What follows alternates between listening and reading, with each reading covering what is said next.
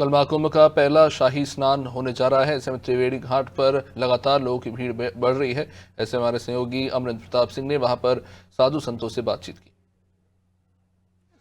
प्रयाग के महाकुंभ नगर में संगम तट पर, संगम नोच पर आपका स्वागत है। और ये है गंगा, यमुना और सरस्वती। ये मेरे हाथ में जो निर्मल जल है, इसमें गंगा भी है, यमुना भी है और सरस्वती भी है।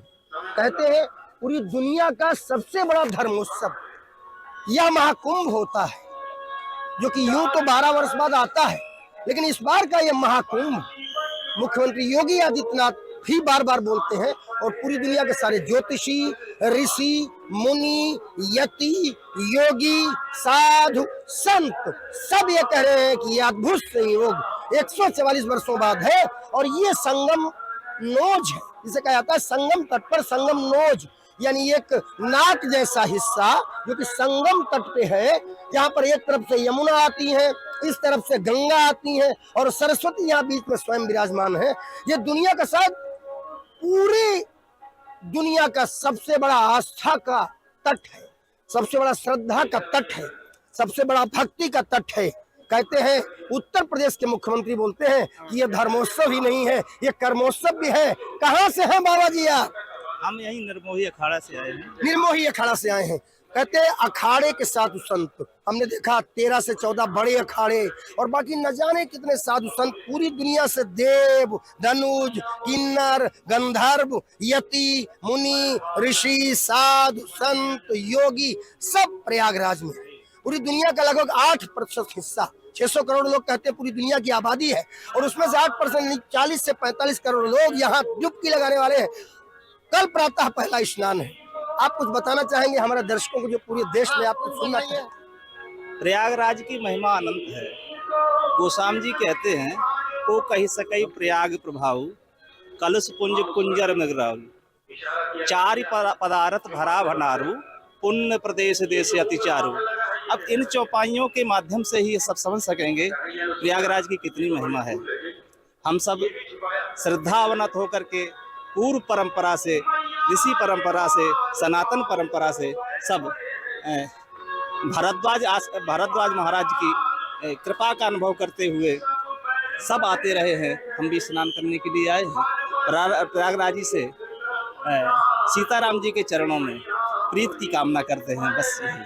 आप साधु हैं, आपको सौभाग्य है, अपने जीवन में आपने धर्म को अंगीकार करके अपना जीवन ही धर्म बना दिया है। लेकिन जो साधारण मनुष्य, हम जैसे प्रभु, मैं पत्रकार हूँ, ये हमारे कैमरा पर्सन साथी हैं, ये हमारे साथ पत्रकार लड़की है, हम सब जैसे सामान्य मनुष्य महाकुंभ में आकर अगर स्नान करें, चाहे वो पहला स्नान पौष पूर्णिमा का जो आज है सौभाग्य से, चाहे इसके बाद मकर संक्रांति का दूसरे दिन स्नान, या फिर मौनी अमावस्या का स्नान, यानी 6 बड़े स्नानों के दिन हो या पूरे महाकुंभ के अन्य दिन हो, तो आम मनुष्य को इसका क्या फल प्राप्त होता है? जो भी आप प्राप्त करना चाहें, जो भी आपकी इच्छा, मैंने कहा सकल काम प्रद तीर्थ राव, चारि पदार्थ भरा भंडारू, अर्थ, धर्म, काम और मोक्ष, सबको तीर्थराज प्रयाग जी दे सकते हैं। जो भी आपके मन में कामना है सो आप प्राप्त कर सकते हैं। महाराज जी, मैं दोबारा आपसे बात करूंगा। आपसे मैं पूछ लेता हूँ, जैसा कि महाराज जी ने कहा, इन बातों में आपको कितना यकीन? नहीं, बिल्कुल सत्य है। यहाँ तो प्रयागराज महाराज प्रत्यक्ष में होकर के अपनी कृपा प्रसाद बांट रहे हैं।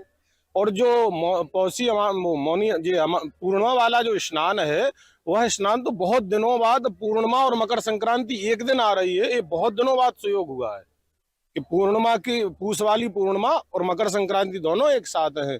तो प्रयागराज महाराज में तो एक बार भर मकर न आए, यहाँ तो मकर का तो अति आनंद है। यहाँ ऋषि मुनि यति सब पधार रहे हैं, सबको कृपा प्रसाद। दरस परस मज्जन और पाना, हरें पाप कहे वेद पुराना। आप यहाँ साधुओं के दर्शन, त्रिवेणी का दर्शन, बेनी माधव जी का दर्शन, बासुकी नाग का दर्शन, जितने भी ये दर्शन है तो सब, और संतों का दर्शन, मुख्यतः भक्तों का दर्शन। यहाँ सिद्ध, यक्ष, किन्नर सब पधार रहे हैं कुंभ में।